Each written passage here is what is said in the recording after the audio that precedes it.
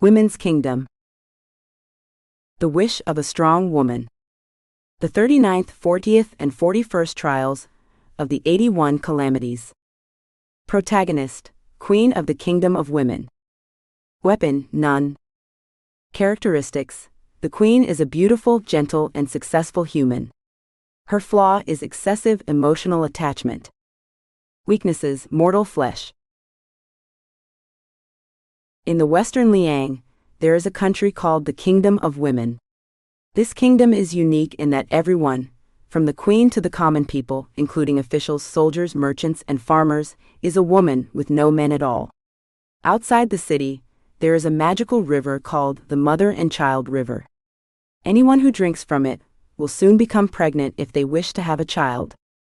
The Queen of the Kingdom of Women is not only beautiful, but also a skilled ruler. Under her leadership, the people live comfortably and prosperously. One night, the queen dreamt of a man coming to her kingdom and becoming the king, with her becoming the queen. The kingdom would then flourish even more. She thought it was just a dream, but the next day it came true. The courier from the Welcome Sun Pavilion reported that Xuanzang from the Tang dynasty, along with his 3 disciples, was passing by the Kingdom of Women on their way to the west to seek the scriptures. "Your Majesty, should we let them through?" the courier asked. Recalling her dream, the queen asked, "What does Xuanzang look like?" "He is quite handsome," the courier replied, "but his 3 disciples look very fierce." The queen was delighted and said, "Then let's keep Xuanzang and let his disciples continue to the west for the scriptures." So, she immediately arranged for the prime minister and the courier to propose to Xuanzang.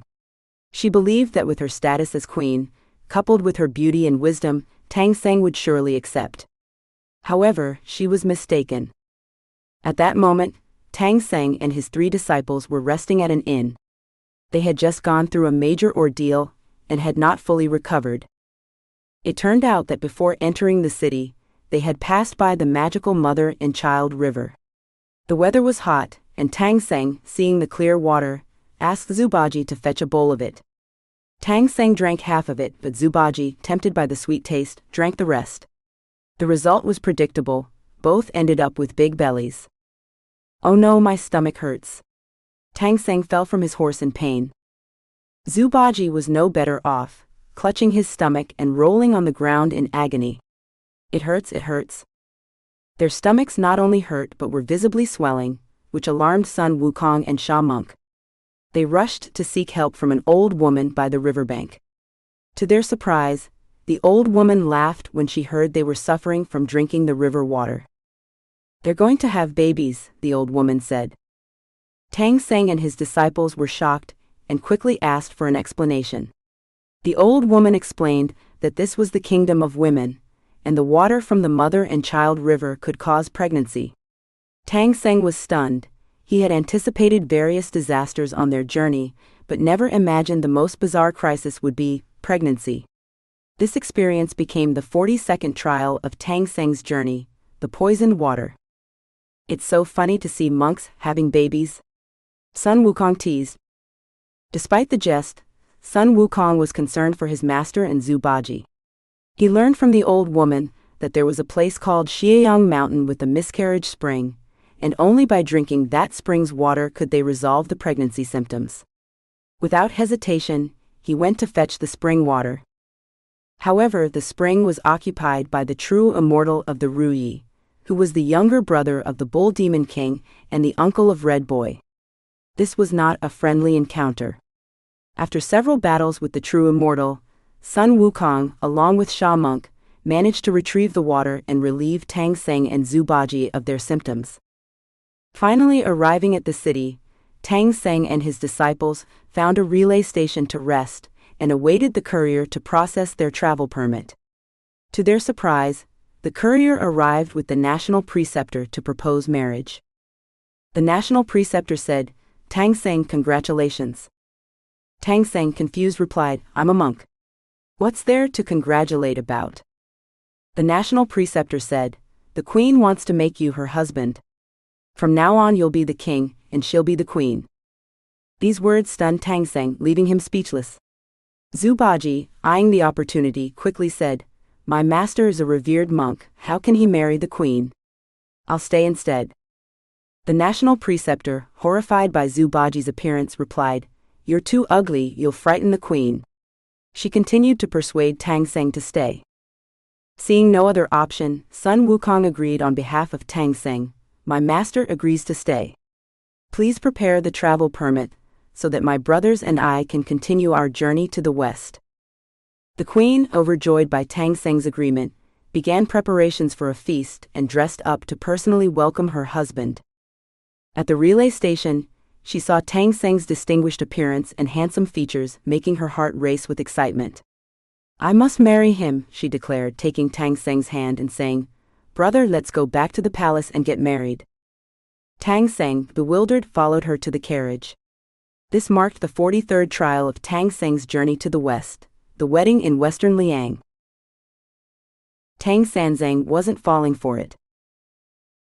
The two entered the palace, and when the civil and military officials saw the beautiful queen and the handsome Tang Xuanzang, they all smiled, thinking they were a perfect match. Seeing the minister's praise, the queen felt as sweet as if she had tasted honey. At that moment she noticed Tang Xuanzang's 3 disciples following behind, Sun Wukong hopping energetically at the front, Zhu Baji leading the white horse, and Sha Wujing carrying the luggage. The queen was so happy that she no longer found the 3 of them ugly, and quickly instructed the ministers, "Start the feast. Invite the disciples of my dear brother to join us." The banquet soon began. The queen accompanied Tang Xuanzang, serving him vegetarian dishes and wine, feeling content. However, Tang Xuanzang felt uneasy, as if he had 25 mice scratching at his heart. The happiest of them all was Zhu Baji, who paid no mind to anything else, stuffing himself with rice, steamed buns, sugar cakes, mushrooms, wood ear fungus, taro, yams, shoveling it all in with his wide-open mouth. As he ate, he kept shouting, "Not enough! More food! More food!"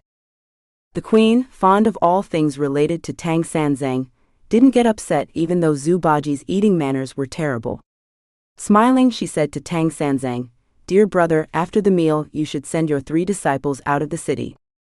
Tang Xuanzang replied, "Tomorrow is an auspicious day.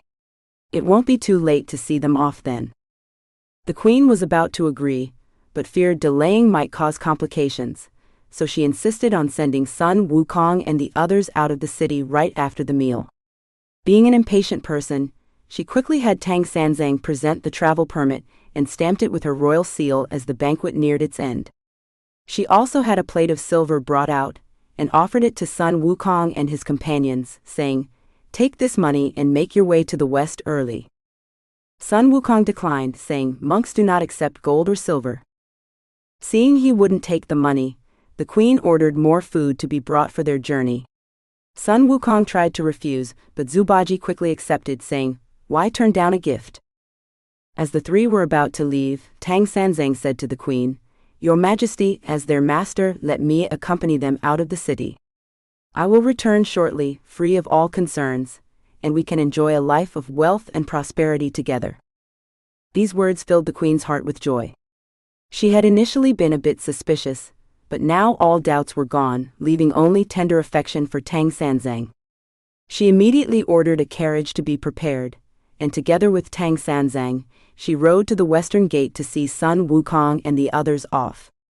To her it seemed that dear brother genuinely wanted to live with her. However, she did not realize that this was all a ruse.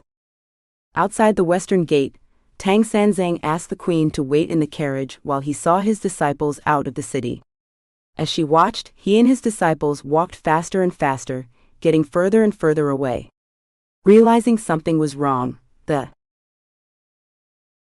queen shouted from the carriage, "Dear brother, come back." Tang Xuanzang, now at a distance, called back, "Your Majesty, there's no need to see us off. We're leaving now." The queen, realizing she had been tricked, turned pale and ordered her female soldiers to chase after them, hoping to capture Tang Xuanzang. But suddenly Zhu Baji jumped out, baring his teeth at the soldiers and brandishing his rake. Though he didn't harm them, he frightened them so much that Sun Wukong and Tang Xuanzang were able to make their escape. It turned out that all of this was Sun Wukong's plan. He knew that if they didn't agree to the marriage, the queen would make things difficult for them and prevent them from passing through. Although he could deal with demons and monsters, he couldn't use force against the queen, ministers, and female soldiers since they were not demons.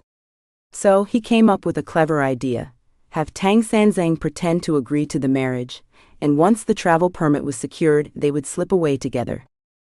The poor queen of the women's kingdom could only watch helplessly as her dear brother escaped, with no way to stop him.